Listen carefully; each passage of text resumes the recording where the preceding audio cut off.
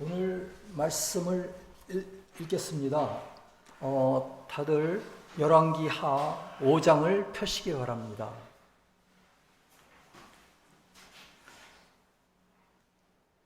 예, 1절부터 14절까지인데요. 제가 한 절 읽으면 다음 한 절을 읽으시기를 바랍니다.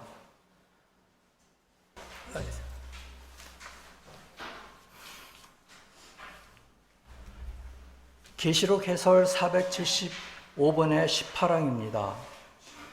나아만은 말씀의 진리와 선의 지식을 위하는 자들을 의미하며 나병은 교회의 거룩한 것들을 위하, 시리아는 진리와 선의 지식, 요르단 물은 말씀으로부터의 진리와 선의 지식인 교회로 인도하는 진리, 가나안은 교회, 나아만이 7번 자신을 씻도록 명령받은 것은 위화된 진리로부터의 정화, 7번은 충분한 것, 나아만의 살이 어린아이의 살같이 깨끗해짐은 신적 진리에 의해 거듭난 자와 같은 영적인 생명을 의미합니다.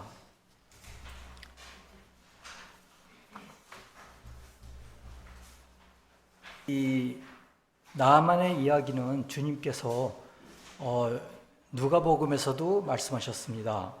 주님은 누가복음에서 선지자 엘리사 때에 이스라엘에 많은 나병 환자가 있었을 때 그 중에 한 사람도 깨끗함을 얻지 못하고 오직 시리아 사람 나아만뿐이 얻느니라 하셨습니다.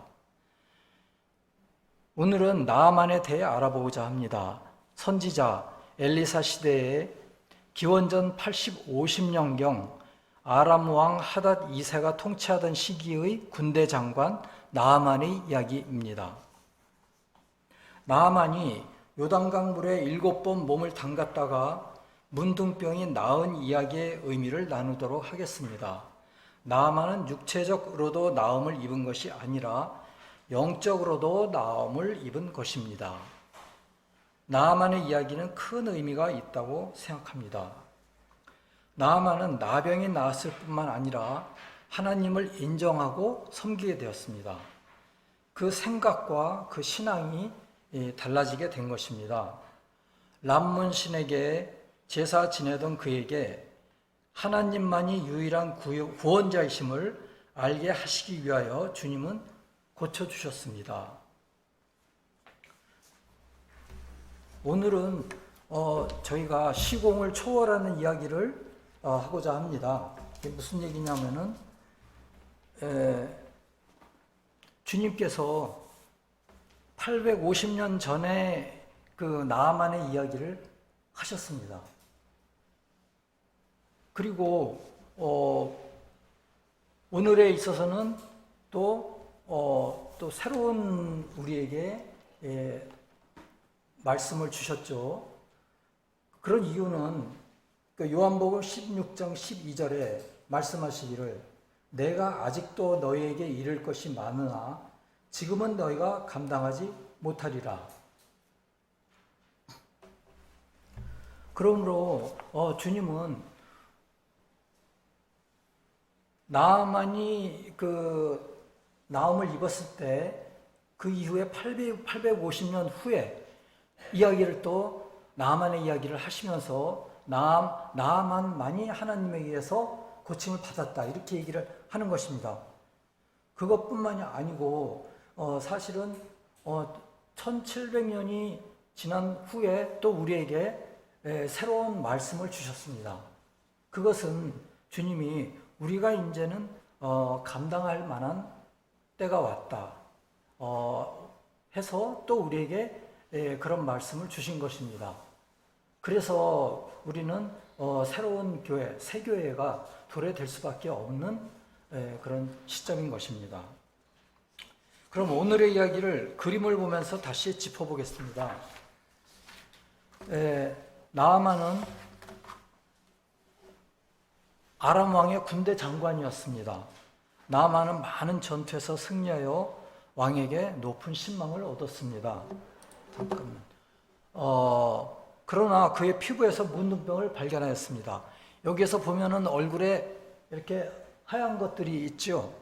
그게 이제 문둥병이 번지기 시작한 것입니다. 그래서 이렇게 얼굴이 번지기 시작했는데 우리 생각에 지금 아마 나만이 초기 아닌가, 초기에서 중기로 넘어가는 그런 순간이 아닌가 그렇게 생각이 됩니다. 안 그랬으면 그 군인들하고 못 지내죠. 어디 뭐 격리돼 가지고 죽을 때까지 방치해 두었겠죠.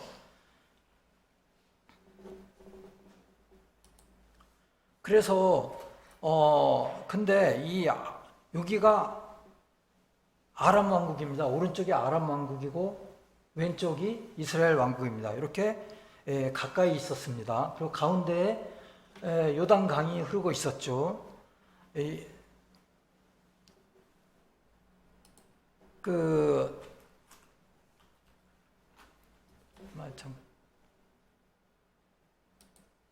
그래서 이스라엘에서 계집종을 하나 사로잡았습니다. 전투에서 사로잡았는데 그래서 나아만의 아내를 시종들게 했습니다.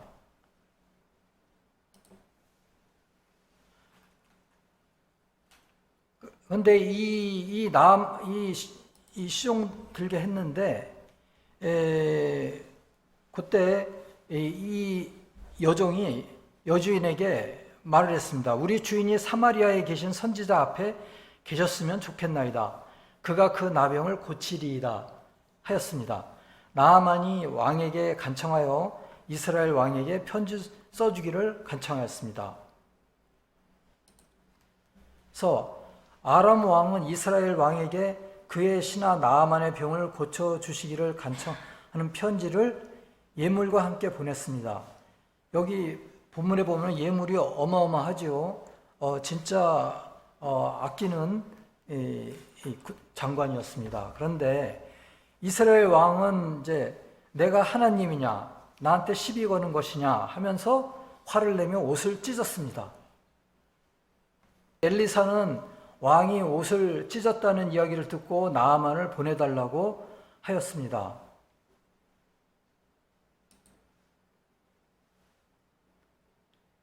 나아만이 말과 병거들을 거느리고 엘리사의 문 앞에 섰습니다. 엘리사가 사자를 그에게 보내 이르기를 너는 가서 요단강에 몸을 7번 씻으라 내 살이 회복되어 깨끗하리라 하자 나아만은 화가 났습니다. 나와보지도 않고 나와서 사실은 그 문둥병 부위에 손을 얹고 기적을 베풀어서 고쳐주기를 바랬던 것입니다. 그런데 그런 큰 기적을 기대했는데 오히려 단순하게 요단강 물에 몸을 담그라 하니까 화가 났 것입니다. 나와보지도 않고요. 이렇게 화가 났습니다. 그런데 나아만이 떠나려 하자 그의 종들이 말리고 그에게 그대로 하기를 강구하였습니다. 나아만이 하나님의 사람의 말대로, 그러니까 자신의 그 자존심과 고집을 꺾고 하나님의 사람의 말대로 요단강에 7번 몸을 잠궜습니다. 그 다음에 잠그고 또 잠그고 또 잠그고 마지막에 어린아이 살같이 회복되어 깨끗하게 되어 나아만은 웃음을 짓고 말았습니다. 이러한 이야기가 870년 전에 850년경 일어났었는데 그거를 또 주님께서 850년 후에 또 말씀을 하신 것입니다. 그래서 매우 중요한 일이라고 생각됩니다. 그 당시 문둥병은 아주 무서운 병으로서 걸리면은 무조건 죽습니다. 죽을 때까지 그냥 방치해 두었습니다. 나아만은 그렇기 때문에 나아만은 필사적으로 치료를 받으려고 하였습니다. 근데 문둥병을 나병이라고도 하는데요. 나병이라고 이야기를 하겠습니다. 나병은 말씀의 진리와 지식의 위화를 의미합니다. 오늘날의 나병은 영적으로 무엇에 비교될까요? 많은 지식과 가르침의 홍수 속에서 저희는 살고 있습니다. 그리고 많은 영적인 가르침이 있습니다. 많은 교회가 있고 또 많은 가르침이 유튜브에서 쏟아져 나옵니다. 또한 다른 곳에서도 쏟아져 나오는데 그러나 그 중에는 위화된 가르침이 있을 것입니다. 반드시 있습니다. 더욱이 그 가르침들이 나병처럼 우리 삶을 파먹는 것들이 있을 것입니다. 우리의 시간을 파먹고 우리의 정열을 파먹고 에너지를 파먹는 것들이 있을 것입니다. 우리는 이러한 것들을 치유받아야 합니다. 우리가 하루의 힘든 일과를 끝내고 샤워를 하여 땀과 먼지를 씻어냅니다. 그런데 잘못 주입된 생각과 부정적인 생각, 감정도 씻어내야 합니다. 이러한 것들이 악한 영으로부터 주입되었을 수도 있기 때문입니다. 우리가 알고 있는 말씀과 진리에 비춰보아 영적으로 분별하여 영적인 목욕을 해야 하는 것입니다. 그에 관한 성경 구절들이 좋은 것들이 있는데 한번 말씀드리겠습니다. 이사야 1장 16절에서 18장을 보면 너희는 스스로 씻으며 스스로 깨끗하게 하여 내 목전에서 너희 악한 행실을 버리며 행악을 그치고 선행을 배우며 정의를 구하며 학대받는 자를 도와주며 고아를 위하여 신원하며 과부를 위하여 변론하라 하셨느니라. 물론 육적으로 배고픈 자를 도와주는 것도 좋고 또 영적으로 배고픈 고아나 과부를 도와주는 것도 아주 우리가 해야 할, 하나님 앞에서 해야 할 일입니다. 여호와께서 말씀하시되 오라 우리가 서로 변론하자. 너희 죄가 주홍 같을지라도 눈과 같이 희어질 것이요 진홍같이 붉을지라도 양털같이 희게 되리라. 시편 51장 10절에서는 하나님이여 내 속에 정한 마음을 창조하시고 내 안에 정직한 영을 새롭게 하소서. 정한 마음의 영어로는 clean heart라고 되어 있고요. 정직한 영은 right spirit이라고 되어 있었습니다. 개인적으로는 정한 마음은 하나님의 사랑에 속한 것이요 정직한 영은 하나님의 지혜에 속한 것이라고 생각됩니다. 예레미야서 4장 14절에서는 내 마음의 악을 씻어버리라 그리하면 구원을 얻으리라 하였습니다. 우리 이 세교의 교인들은 아주 큰 악에서는 많이 벗어났다고 생각됩니다. 하지만은 우리가 영적으로 보면은 우리가 영계에 가서 교정을 받아야 할, 또 훈련을 받아야 할 영적인 차원에서의 악한 것들이 있을 것입니다. 악한 것들뿐만이 아니고 또 주님에게 거스르는 것, 주님께 보기에 안 좋은 것들이 있을 것입니다. 그러한 것들 훈련을 받아야 합니다. 아마 우리가 영계에 가면 그 훈련을 그 단계를 거쳐야 할 것입니다. 하지만은 우리가 여기에서부터 그런 훈련을 하면은 그분의 우리의 영혼의 영적 성장에 아주 좋으리라고 생각합니다. 지난주에 저희가 청년들과 함께 그 회식을 하는 기회가 있었어요. 근데 그 회식 자리가 우리가 같이 이제 숯불 고기를 구워 먹었습니다. 그런데 거기 주방장이 숯을 가지고 왔습니다. 숯을 가지고 와서 이렇게 우리 그 식탁 가운데 놔주었는데 그 숯이 보니까 주변에는 완전히 까만 거예요. 그러니까 원래 까만 숯이었는데 불이 붙으니까 완전히 빨갛게 달구어져 있더라고요. 그래서 그걸 보고 우리도 주님의 불로 이렇게 정화되고 빨갛고 빛나게 정화되어야 되지 않을까 그런 생각을 했습니다. 그래서 오늘 말씀을 상기하면서 잠깐 기도드리겠습니다. 주여 저희 마음에 정한 마음과 정직한 영을 새롭게 하여 주시옵소서. 주님께서 7일 동안 천지 창조를 하신 것처럼 저희 마음에 정한 마음과 정직한 영을 창조하여 주시옵소서. 이것이 바로 창세기 7일에 주님의 역사를 한마디로 요약한 것이라고 생각되옵나이다. 그 말씀이 우리 가운데 임하게 하옵시고 또한 이 말씀을 가지고 저희가 한동안 살 수 있도록 마음에 새겨 주시옵소서. 주여, 우리의 죄악이 숫덩어리 같을지라도 변화상의 빛나는 주님의 참빛으로 우리의 마음을 밝혀주시고 또한 나사로를 살려주신 주님의 사랑의 불로 우리를 달구어 주시옵소서. 화로에 달구어진 숯처럼 빨갛게 달구어질 수 있도록 주님의 불로 우리를 연단하여 주시옵소서. 아멘. 다시 말씀을 전해드리겠습니다. 정한 마음과 정직한 영의 예라고 생각되는 것이 우주 안의 지구들 49번에 있었습니다.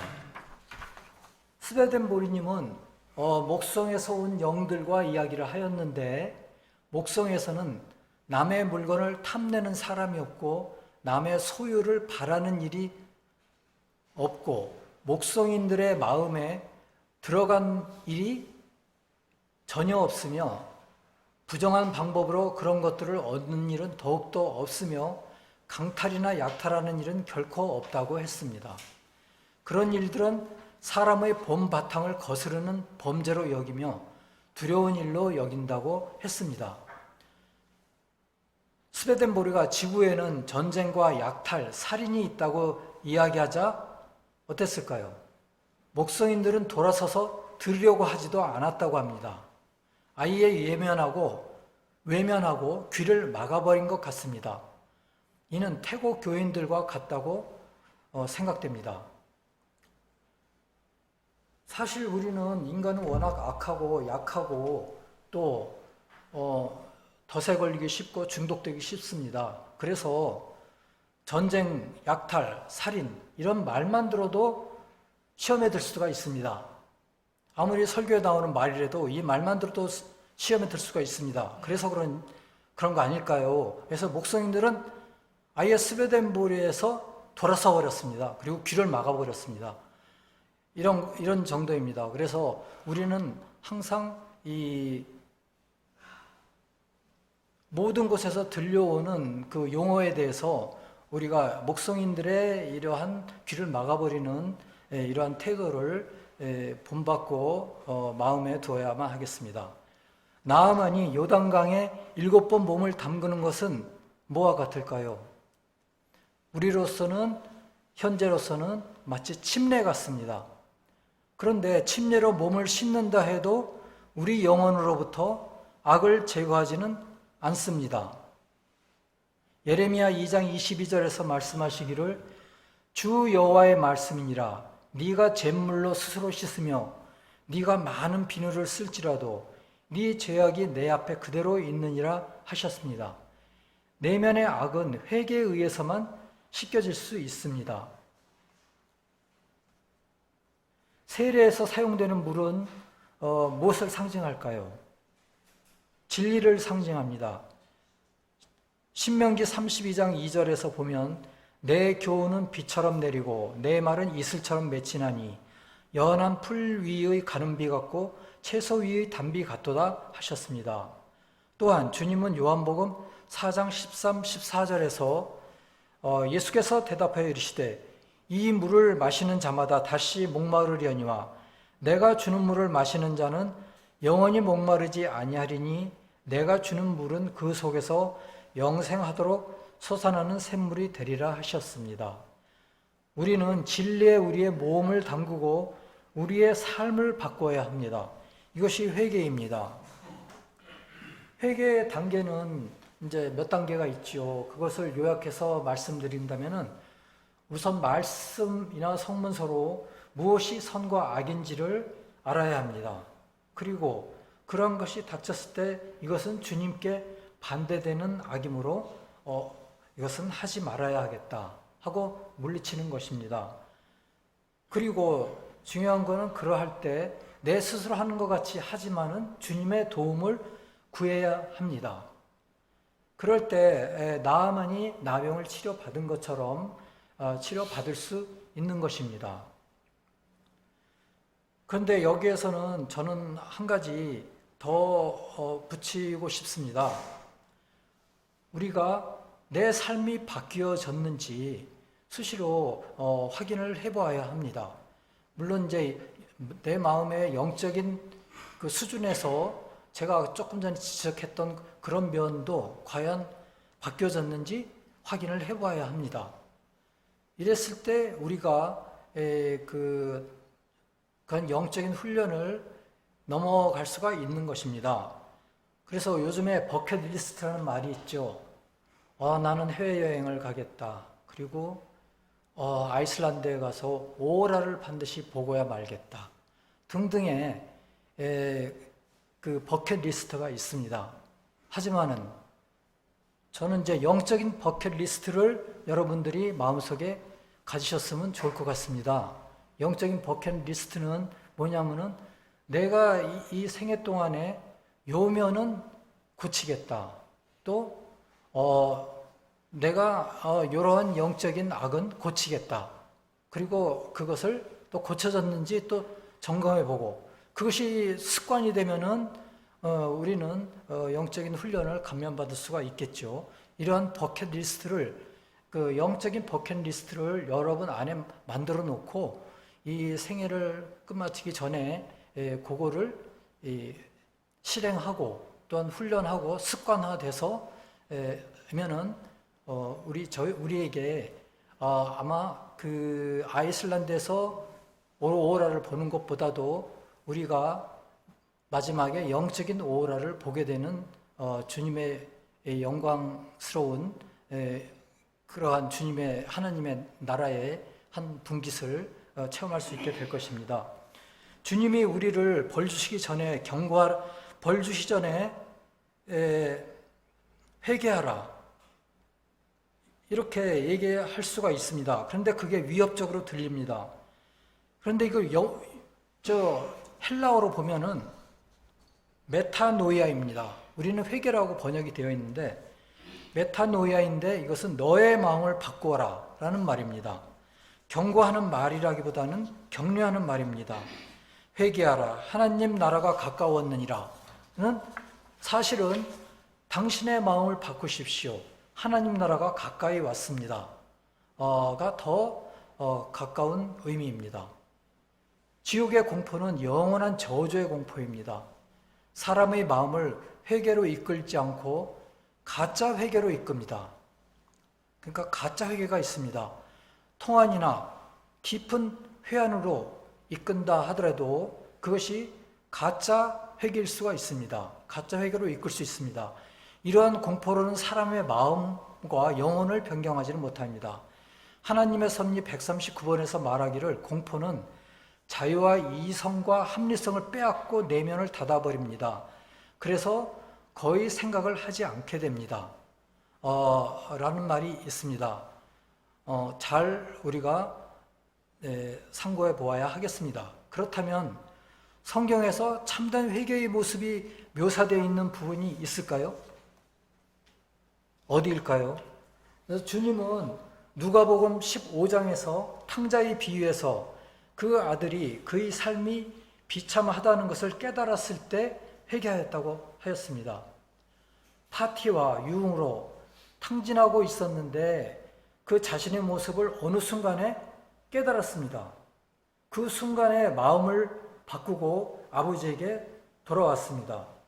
요즘 우리나라에도 불순한 파티가 번지고 있는 것 같습니다. 그 불순한 파티들은 사실은 하나의 덫이요. 그 중독성이 강한 것입니다. 우리가 이러한 파티의 또한 유흥의 덫에 걸리지 말아야 합니다. 그리고 시도도 하지 말아야 하겠죠. 바로 중독되는 이제 파티도 있고 유흥도 있습니다. 그런데 이러한 모습을 우리가 깨닫는 순간이 있습니다. 무엇으로 깨닫게 될까요? 그거에 대해서 조금 이따 말씀드리겠습니다. 그렇다면 왜 7번을 요단 강물에 담그라고 했을까요? 나아만이 문둥병에서 깨끗해지고자 엘리사에게 왔습니다. 그는 커다란 기적을 기대했지요. 나아만이 와서 나병 부위에 나아만이 딱 자기한테 집에서 나와가지고 나병 부위에 손을 대고 손을 흔들어서 고쳐주기를 기대했습니다. 그렇지만 엘리사는 나오지 않고 나아만에게 간단한 것을 하라고 했습니다. 요단강물에 7번 담그라고 하였습니다. 회개의 과정은 한 번에 되는 것이 아니라는 의미라고 합니다. 나아만이 7번에 걸쳐 몸을 담그듯이 여러 번에 걸쳐 충분히 노력해야 되는 것을 의미한다고 합니다. 생활론 97번에서 말하기는 일주일에 한 번 또는 한 달에 2번 우리의 마음속의 악을 점검하고 물리치라고 말하고 있습니다. 회개는 영적인 시스템이며 우리 죄의 무거운 짐을 벗고 새로운 시작을 해야 하는 것입니다. 사실 우리는 우리 죄와 악을 무게를 모릅니다. 왜냐하면 이 세상에 있을 적에 달콤하죠. 그래서 그거를 모르는데 우리가 죽음의 순간 또 생의 어려운 순간 또 영계에 들어가는 순간 그것이 얼마나 무거운 짐이었는지 알게 됩니다.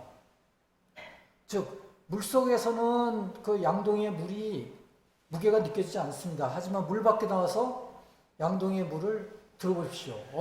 한 바퀴만 해도 엄청나게 무겁습니다. 그러니까 우리가 세상의 물과 세상적인 물과 또 자아의 물 속에 담겨 있을 때는 모릅니다. 그렇지만 나왔을 때는 알게 되는 것입니다. 그래서 주님의 도움을 구하고 새로운 삶을 살도록 노력해야 하는 것입니다. 우리 각자의 마음속에 이스라엘에서 사로잡혀온 계집종과 나아만의 사려 깊은 종들이 있습니다. 우리가 마음속으로부터 우리 마음속에 있는 선과 악에 대해 알고 악을 멀리하고자 마음을 바꿔야 합니다. 우리는 어쩌면 양심의 소리를 종들로부터 듣고 있는데 이 양심의 소리를 이 종이다 이렇게 취급할 수도 있지요. 그러니까 우리가 주님께서 어렸을 때부터 쭉 남겨주신 선과 진리의 지식들이 남은 자입니다. 그 남은 자가 우리가 성장하면서 점점 악에 물들면서 점점 깎여나가죠. 그러면서 그 소리들은 종이 됩니다. 그 종들의 목소리가 점점 약해집니다. 하지만은 그 약해진 소리, 그것이 양심의 소리입니다. 그래서 아까 말씀드린 그 약한 소리가 종들의 목소리입니다. 남은 자의 목소리입니다. 그것을 듣고서 자꾸 우리가 순종할 때 나만의 그 장관도 자존심을 버리고 또 그 엘리사의 말에 순종했습니다. 그랬을 적에 고침을 받은 것입니다. 주님은 그 점을 850년 후에 말씀하셨는데 그 점을 지적하신 것입니다. 그리고 오늘날에 있어서 또 이러한 내적인 의미의 말씀으로 또 지적을 해주신 것입니다. 그래서 우리의 마음속에 이 남은 자의 마음의 소리가 얼마나 약해져 있는지, 어느 정도의 강도로 남아있는지 그거를 점검해 보고 순종하는 훈련을 하시기 바랍니다. 그러면은 그 소리가 점점 커지면서 종국에는 주님의 뜻과 주님의 목소리를 듣게 될 수가 있을 것입니다. 우리가 그렇게 단순하게 주님의 도움을 구하며 주님의 목소리에 순종을 한다면 영적으로 씻어지고 나만을 깨끗하게 하신 주님의 능력을 우리가 알게 될 것입니다. 그때 당시에 수많은 문둥병자가 있었는데 오히려 나만만 고침을 받았습니다. 그 깊은 의미를 우리가 시공을 초월하여 우리가 다시 한번 짚어보시기를 바라고 그 자신의 짐을 가볍게 하시기 바랍니다. 주님은 마태복음 11장 28절에서 수고하고 무거운 짐진 자들아 다 내게로 오라. 내가 너희를 쉬게 하리라. 나는 마음이 온유하고 겸손하니 나의 멍에를 메고 내게 배우라. 그리하면 너희 마음이 쉼을 얻으리니 라고 말씀하셨습니다. 다 같이 기도하시겠습니다.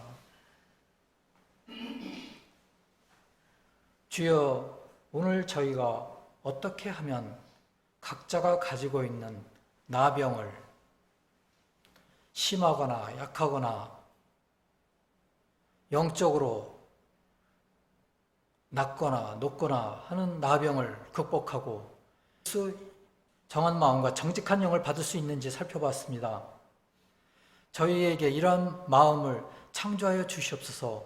저에게 깨달음을 주시고 마음을 바꾸도록 인도하여 주시옵소서. 나아만이 엘리사의 단순한 지시에 따라서 나병을 고쳤듯이 저희도 양심의 단순한 말을 따르도록 인도하여 주시옵소서. 그리하여 우리 영혼에 주님의 7일의 창조의 역사가 거룩하게 이루어지도록 인도하여 주시옵소서. 부활하여 세상 끝날까지 저희와 함께 계시는 예수 그리스도의 이름으로 기도드리옵나이다. 아멘.